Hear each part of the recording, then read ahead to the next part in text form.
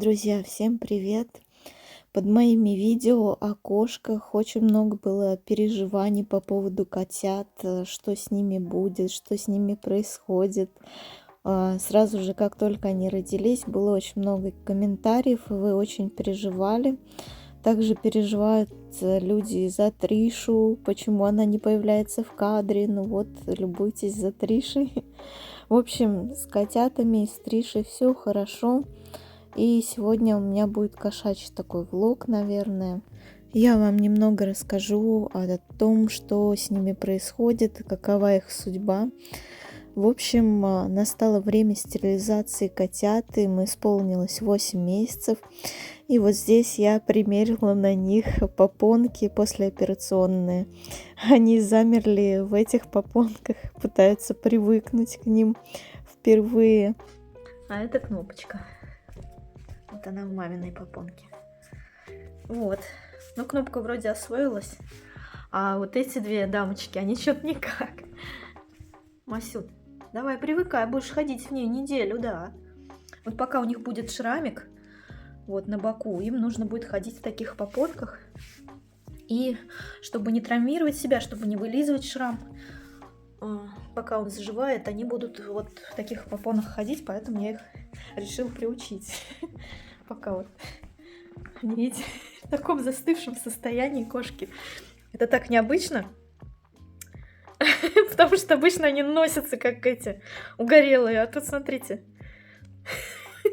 знаете, напоминает игру. В детстве мы играли. Море волнуется раз, море волнуется два, море волнуется три, морская фигура, замри. Мася, все, ты проиграла. Вот Бела, смотри, не двигается. Бел, ты не двигаешься? Я не могу над ним, смотри. В общем, привыкают потихоньку. Завтра их везу в ветклинику. Будем делать операцию. Вот, Масюта привыкает. Надеюсь, что все будет хорошо. Пожелайте нам удачи. Ну вот и все. Привезла своих котеек. После операции они отходят от наркоза. Вот Белочка. Белечек, покажись. Мой сладкий уже успел полизаться. Нализался зеленки. Вот. Кнопа лежит. Масюта. Уже просили немножечко меня покушать. Я им дала пакетик. Пауч. Поели, да, Белок? Масюта у нас на операцию пошла самая первая. Потом была Кнопа вторая. И последняя была Белка. И отходняк у них, конечно же, у всех разный. Мася раньше всех очнулась. Кнопа так вот тоже немножко 50-50. А Белок еще думает, задумалась. Но хочу сказать, у них отходняк у котят намного сложнее был, чем у их мамы Буси. Вот, кстати, она... Бусь, покажись, скажи, отходняк у меня был намного быстрее и проще, чем у котят. Да, Бусюш?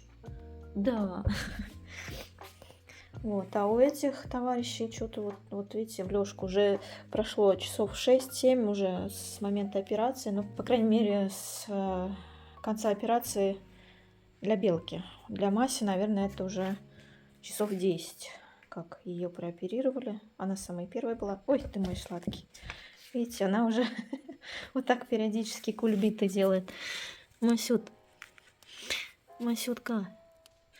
Они еще пока привыкают к попоне, не понимают, что происходит. Вот. Конопуся. Но они уже потихоньку бегают. Это вот я и ходила в попон, а они опять, вот так вот завалились, как неваляшки. А без попона они бегали. Но я смотрю, Белка уже начала лизать ранку, поэтому я одела их в попоны, да, мой сладкий. Давай, отходи, моя девочка. Ну, в общем, я надеюсь, что все будет хорошо, хоть и тяжело это для них далось. На пути в ветклинику, значит, я везла в 2 переносках Кнопу и Белку, и на руках везла Масю. Ну, у меня такая наручная сумка. Сумка наперевес у меня для котят еще есть. То есть засовываешь туда котенка, кидаешь через плечо сумку, и можно ее носить. Вот Мася ехала в такой вот наплечной сумке. И она от страха описалась и обкакалась прямо в эту сумку и описала меня. К сожалению, забыла положить в эту сумку пеленку. Вот, поэтому пришлось прям на ходу менять пеленки прям в такси. Ну, в общем, вот Мася самая трусливая у нас оказалась. Вот они пока лежат, отходят. Надеюсь, что все будет хорошо у них.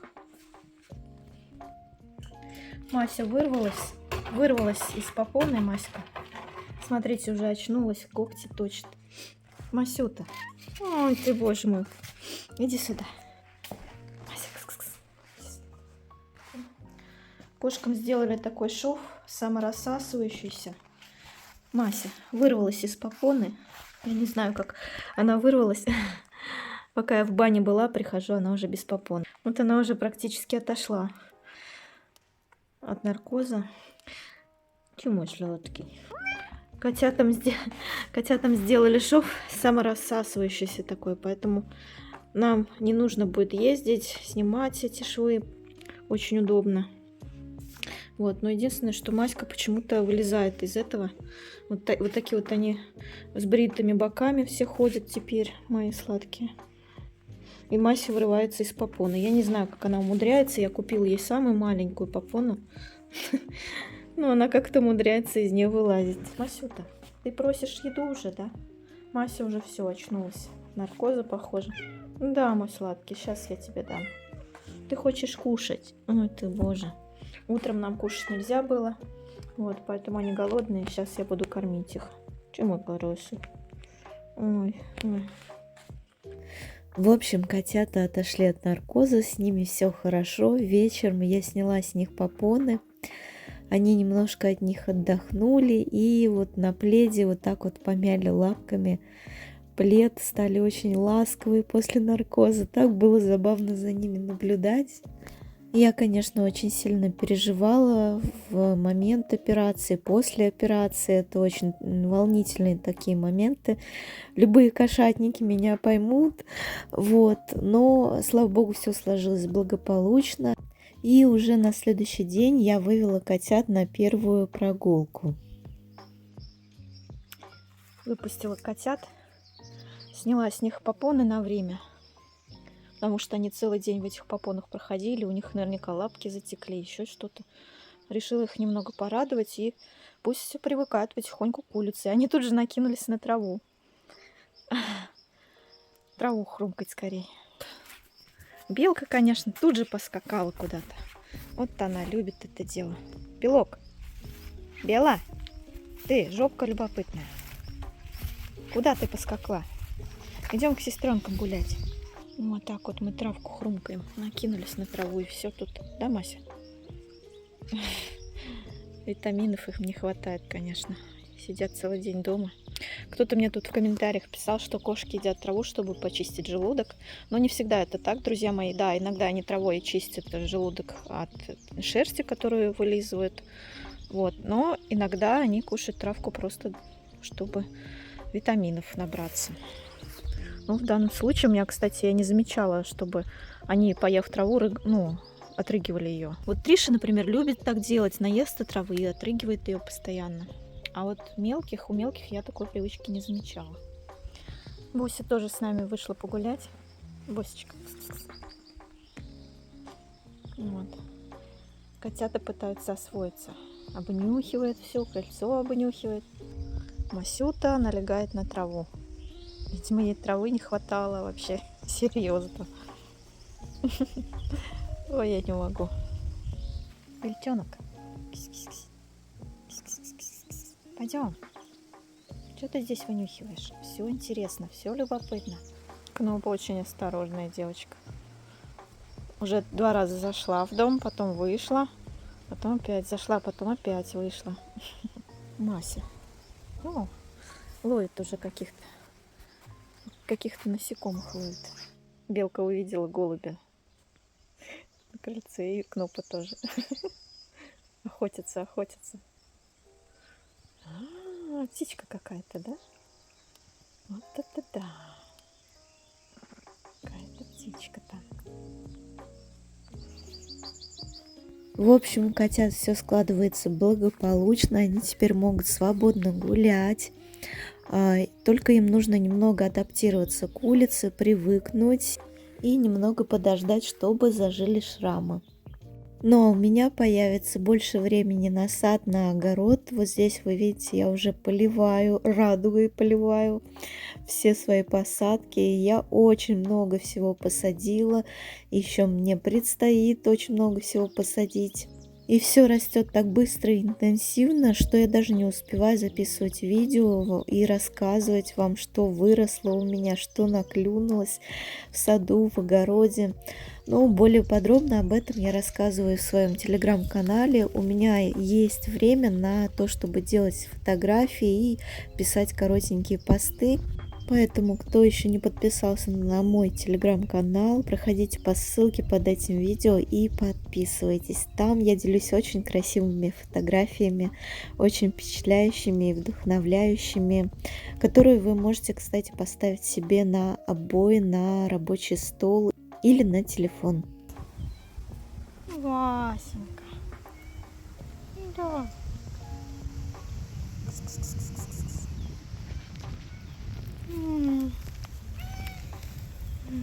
Ты мой котик. Да. Ты Васек. Мяу.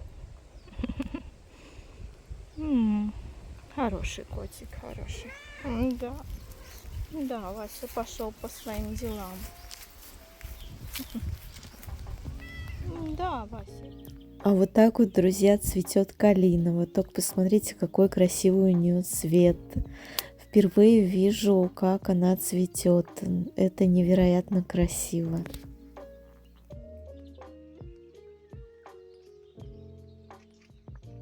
У меня сегодня очередная покатушка, но она скорее такого технического плана. Я уже ездила смотреть заброшенную церковь, помните, да, я снимала видео.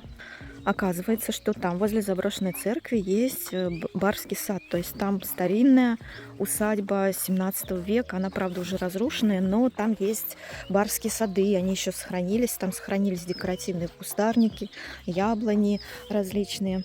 Вот, и я хочу туда съездить, посмотреть уже этот барский сад и разрушенную усадьбу. Вот, возможно, что-то буду снимать, возможно, не буду. Ну, в общем, посмотрим. И заодно сейчас вам расскажу про свой велосипед. Значит, меня просили также рассказать про свой велосипед, на котором я езжу на дальние расстояния. Значит, называется он GT Aggressor. Какого года выпуска я уже не помню. Вы можете загуглить, посмотреть, кто знает, кто в этом разбирается. Значит, я просто вкратце расскажу, какие технические характеристики и что я вожу с собой на дальние расстояния. Размер колес у меня 27,5.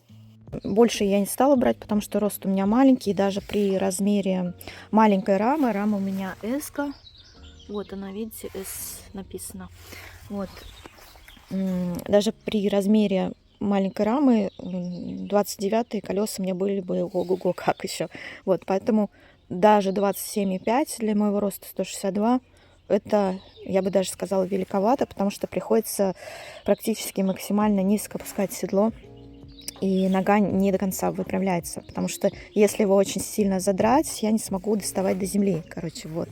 Что я вожу с собой на дальние расстояния? Обязательно я беру замок, потому что заезжаю в сельские магазины и цепляю где-нибудь снаружи велосипед на всякий случай. У меня два замка, значит, вот такой и вот такой вот скрытный. Здесь цепочка, цепь в ткани, в смысле, на колесо, чтобы колеса не сняли. Вот. Но это в крайнем случае, когда очень людное место. Значит, конечно же, я вожу с собой воду. К седлу я купила чехол, потому что люблю комфорт. Кому-то некомфортно, но мне очень комфортно с силиконовым чехлом очень. У меня есть нарульная сумка. Я не стала делать багажник. Почему? Потому что замороченная эта история с багажником. Мне показалось, что с нарульной сумкой мне будет проще. Ну, в общем-то, я много туда не пихаю, всего такого тяжелого, что можно запихнуть. Но я вам просто вкратце расскажу, что я с собой беру на дальние расстояния. Я, конечно же, беру запасную камеру. Вот она у меня лежит. Я беру с собой обязательно поwerbank. Он у меня вот в таком вот чехле, то есть защита от влаги. Там находится шнур и повар. Я также беру с собой что-нибудь постелить под попу, когда я в лесах, полях сижу, вот, чтобы не намокнуть. Также у меня есть вот такой вот насос электрический. Ну, это здесь 3 в одном. Здесь, значит, есть фонарик. Это одновременный поwerbank еще. И здесь можно подкачать колеса. В общем, для него есть шнур. В общем, у меня получается 2 поwerbank, потому что не всегда хватает зарядки телефона, и обычно я 2 телефона с собой вожу, потому что записываю параллельно треки на 2 телефона. Бывает так, что обрывается трек на одном из каких-то приложений. Вот, это очень потом досадно и обидно, тем более, что я пишу Страву. Кстати, у кого есть аккаунт в Страве, можете на меня подписаться, я дам ссылку, напишите комментарий. Можете посмотреть мои треки, где я каталась, когда жила в Нижнем Новгороде, мои маршруты, можете посмотреть. Вот. Так, ну что еще я вожу с собой? Ну, конечно же, я вожу с собой велоаптечку. Я ее показывать не буду. Она находится вот здесь. Вот здесь в сумке есть внутренний карман. Вот. И, кстати, это очень удобная сумка. Шили мне ее на заказ. Заказывала я ее в Беларуси. Очень хороший ателье велосипедное есть в Беларуси. Здесь у меня кармашки боковые, всякие салфетки в них, всякая мелочь. Кстати, здесь даже фонарик есть какой-то дешевый у меня. На всякий случай, по-моему, он уже разрядился. Но его можно от поwerbank зарядить. Вот устанавливается у меня вот так вот здесь. Самый дешевый китайский. Я не заморачиваюсь со светом, потому что я езжу днем обычно. Не люблю по ночам ездить и стараюсь засветло вернуться домой. Но и обычно всегда так получается. Я рассчитываю свое время, что я засветло возвращаюсь. Так, ну вот здесь, вот, значит, есть еще один карман спереди, да, получается. Вот так вот она застегивается на клипсы. Кстати, очень удобные, прочные клипсы. Ну, не мудрено, эта сумка дорогая. То есть она очень прочная. В дождь она не намокает, то есть она влагостойкая.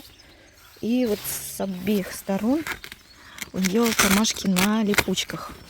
Очень удобно на ходу ее открывать, закрывать и так далее. Вот, ну, такой замочек для вида. В городе он мне был нужен, а в деревне, в сельской местности нет необходимости. Ну, в общем, вот такой апгрейд у меня у велика. Кстати, вот еще хотела показать. У меня здесь есть такая наклеечка. Кто знает английский, напишите, что здесь написано на этой наклейке. Дам я небольшую подсказку. Здесь такая фраза, такое выражение о веломедитации. Вот. Кто знает английский, кстати, расшифруйте, напишите, что означает эта фраза по-английски. Предвосхищая ваши вопросы о том, где я купила такой красивый и функциональный велосипед спортивный, но, к сожалению, не могу вам ответить на этот вопрос. Почему? Потому что мне просто этот велосипед подарили. Это подарок. Вот, поэтому смотрите в спортивных магазинах, смотрите на Авито, смотрите, где везде, где только продаются велосипеды. Сейчас их большое разнообразие, тем более спортивных. Ну вот я катаюсь на таком, это мой подарок. И, к слову сказать, очень-очень к месту подарок. Спасибо большое тому, кто мне его подарил. Из экипировки у меня обычно всегда велоперчатки. Почему? Потому что когда долго едешь, натираются мозоли. Вот эти у меня летние, уже грязненькие, уже успела я их испачкать немножко. Ну, в общем, вот, на осень, на весну у меня есть и с пальцами велоперчатки, чтобы руки не мерзли. Вот, такая полезная вещь. Также куртка мембранная с флисом. Вот, тоже велосипедная. Кроссовки, в кроссовках я езжу. Вот, и, конечно же, любой видеоблогер возит с собой штатив, но иногда я его забываю, каюсь. Приходится подручными средствами пользоваться. Друзья, хочу подробнее рассказать про этот насос. Покупала я его на Алиэкспресс. Значит, на тот момент он был дорогой, 4000, не знаю, сколько он сейчас стоит.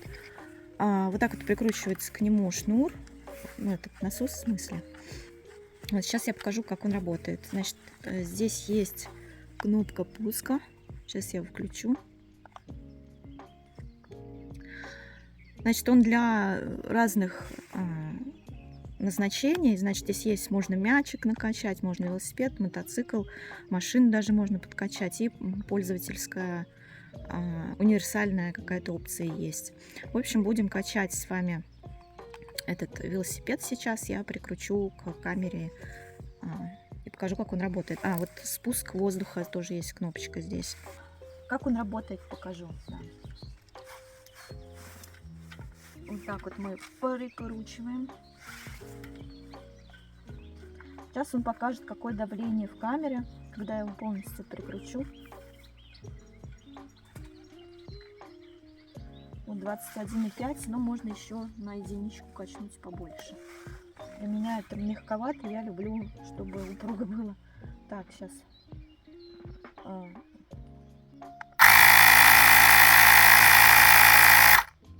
Ну, 23 будет достаточно. Сейчас посмотрим, что с задним колесом. Значит, посмотрим, что здесь. Задние вот на единицу меньше. Будем до 23 качать.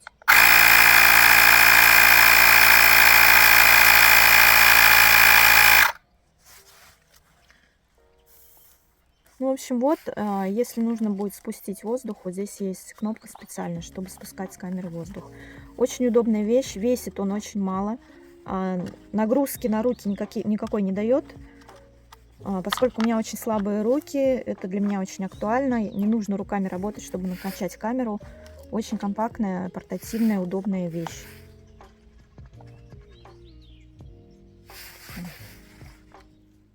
В общем, в итоге я снова съездила к этой разрушенной церкви, чтобы посмотреть на барский сад, на заброшенные вековые барские сады. Это, конечно, целая реликвия. Кто не смотрел мой видеовлог, велосипедный влог, посмотрите предыдущее видео, там очень красивые виды, и я рассказываю про это место. Вот, ну, а сегодня просто вкратце расскажу, что я видела в барском саду. Сразу скажу, что никаких построек там не сохранилось, к сожалению. Мародеры, волонтеры и кладоискатели, кто там еще, в общем, все разрушили, все растащили. Но зато сохранились вековые деревья, вековые яблони даже, я бы сказала. Я ни разу не видела таких огромных яблонь, вязов. И также было очень много декоративных кустарников и старой малины. А также сохранился потрясающий красивый вид на церковь со стороны усадьбы.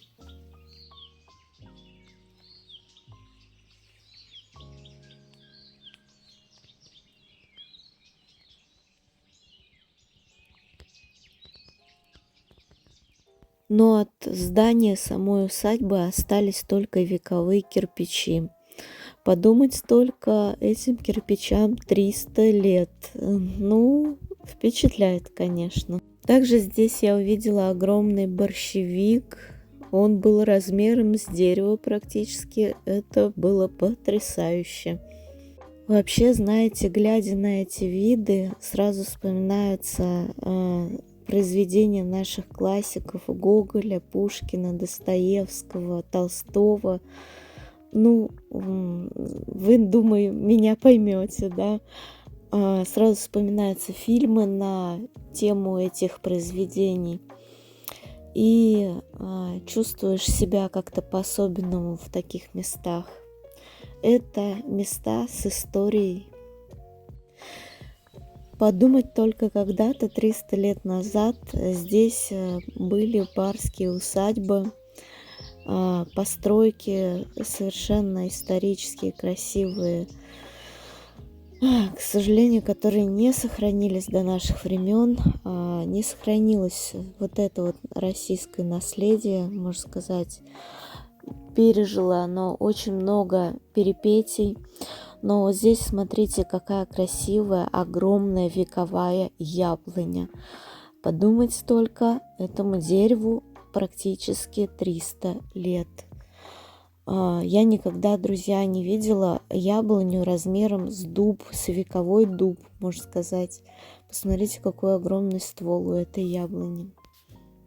Конечно, немного грустно наблюдать вот это вот все, но тем не менее это интересно. А еще на территории заброшенной усадьбы я обнаружила вот такой вот декоративный кустарник спирея. Он называется спирея. Очень красиво цветет. И я выкопала себе кустик посадить в сад. Не знаю, как он приживется у меня или не приживется. В общем, буду вам показывать и рассказывать. Ну, в общем, на этом все, друзья. Напишите, пожалуйста, в комментариях, что бы вам было интересно еще посмотреть, о чем вам еще рассказать. Оказывается, я живу в таких вот интересных местах, где есть история.